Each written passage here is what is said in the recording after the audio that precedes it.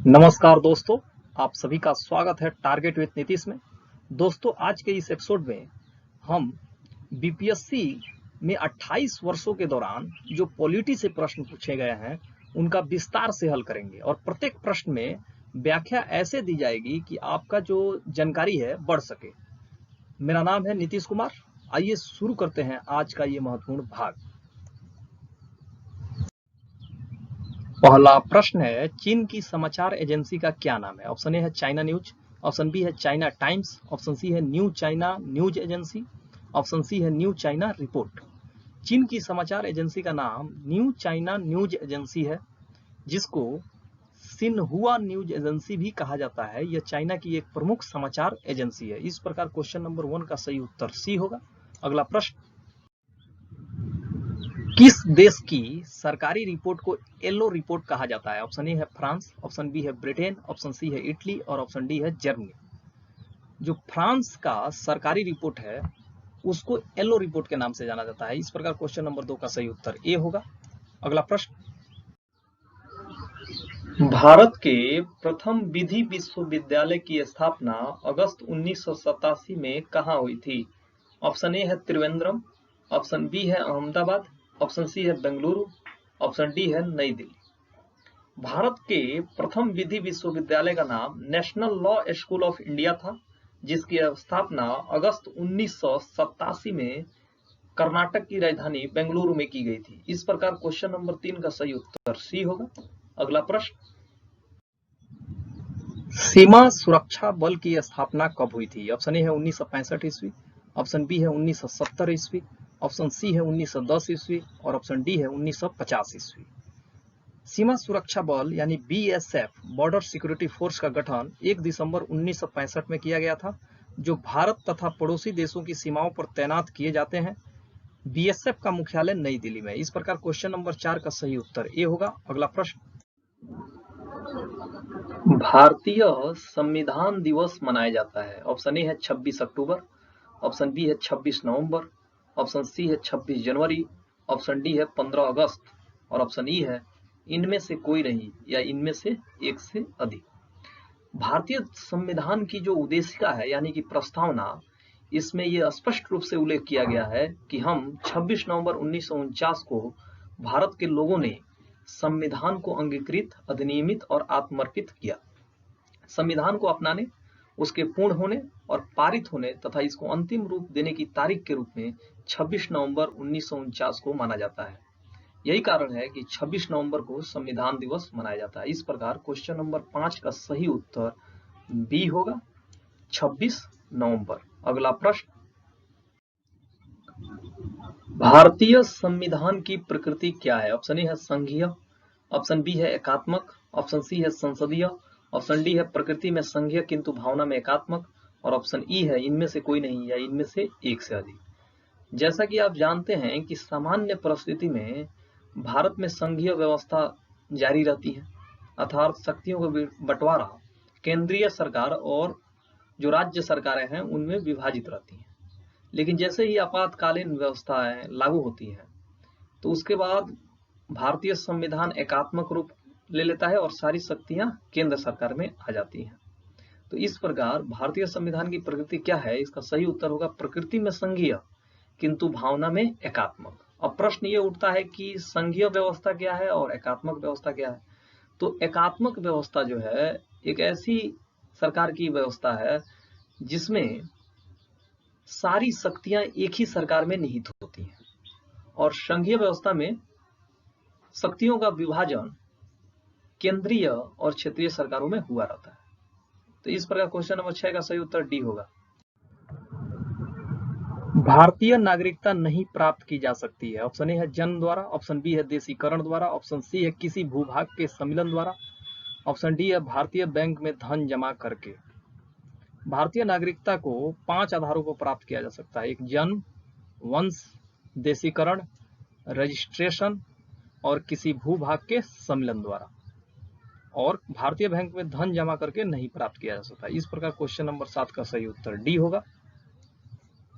भारतीय नागरिकता कैसे प्राप्त करना है, इसके बारे में संविधान का भाग 2 में आर्टिकल 5 से लेकर 11 तक वर्णन किया गया है।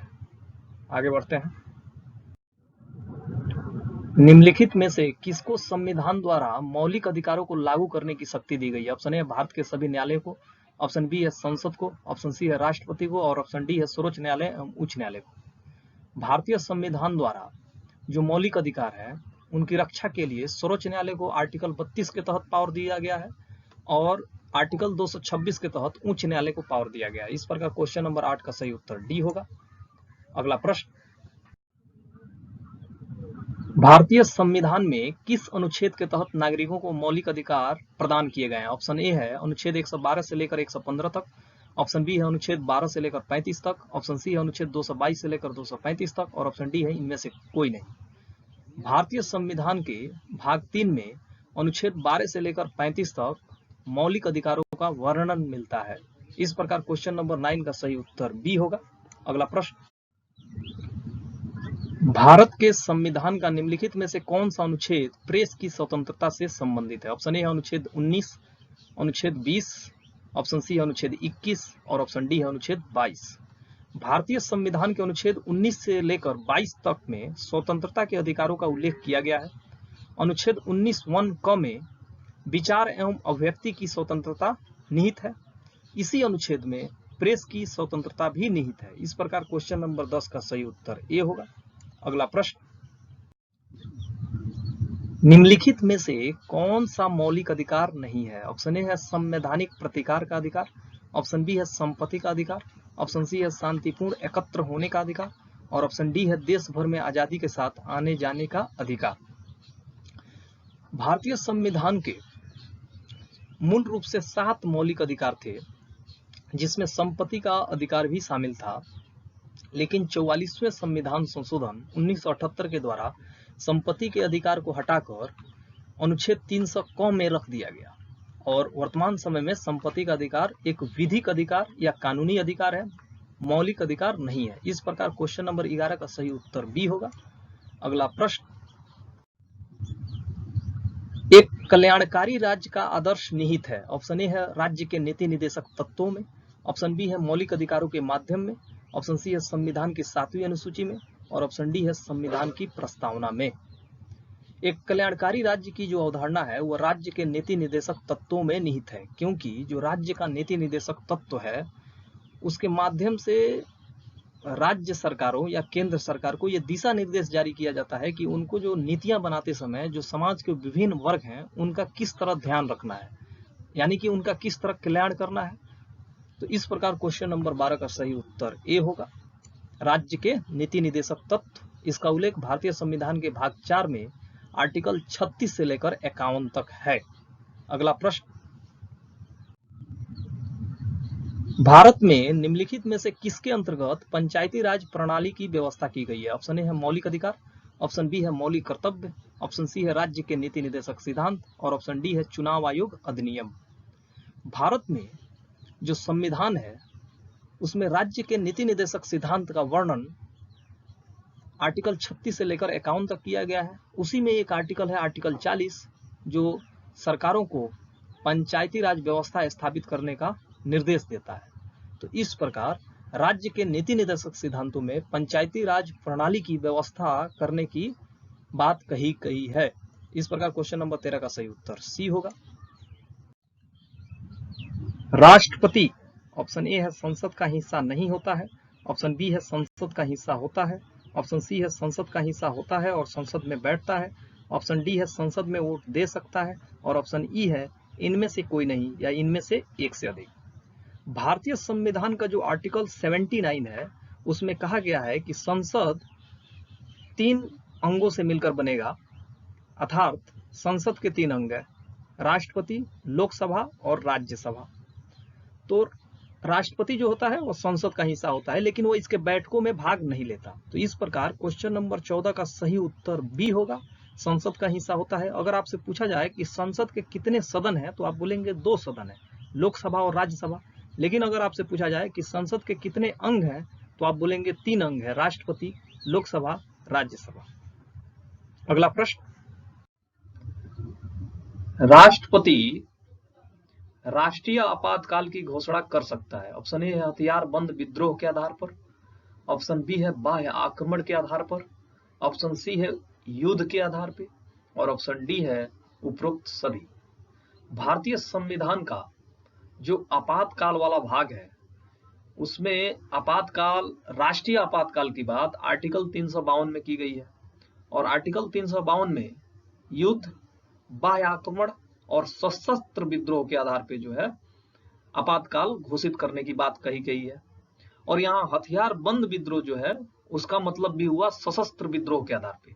तो युद्ध, बाह्य आक्रमण और हथियार बंद विद्रोह के आधार पे जो है भारत में 3 ऐसे क्राइटेरिया हैं जिसके आधार पर राष्ट्रीय आपातकाल घोषित किया जा सकता है। इस प्रकार क्वेश्चन नंबर 15 का सही उत्तर डी होगा, क्योंकि उपरोक्त सभी जो क्राइटेरिया हैं वो राष्ट्रीय आपातकाल घोषित करने के लिए जरूरी है। अगला प्रश्न।